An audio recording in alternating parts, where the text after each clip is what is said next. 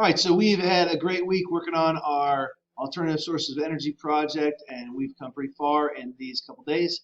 Let's take a day and talk about something that's pretty interesting about biofuels and biomasses. Hey, just quick recap here. Don't forget about Mr. Alexander's announcements every day, and then we're going to talk about this in a second, and then all these reminders are out here. We've already talked about things being late. Einstein closes this weekend. Mythbusters and SpongeBob should now be graded in a keep track of your stuff. Hey, so what are we going to do this today? We're going to talk about buses and biofuels. Great video. A quick couple questions about it. But if you pay attention, hey, this is a bus here. The one I learned about was in England, so I don't know where this is.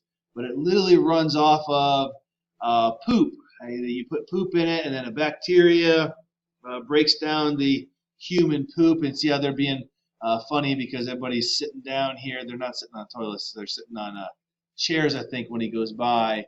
But then they use the fuels made by the bacteria and the compressed poop. See, they're all on chairs right there. I think this picture here looks more like they're not on chairs, so it's letting you know what it is. And it runs off of that. So instead of just having it go to a sewer and not being used, they're actually using the byproducts of humans. A lot of cow farms and pig farms work on this. They use the actual waste from the cows and the pigs to break down, and then they burn that to heat the barns. They burn that to run the fans so that they're not wasting and they have a smaller carbon footprint. And we're going to talk more about that later. So make sure that you do the announcement and keep track of what you have going on, and then work your way to the modules and do the buses and biofuels assignment. Hope you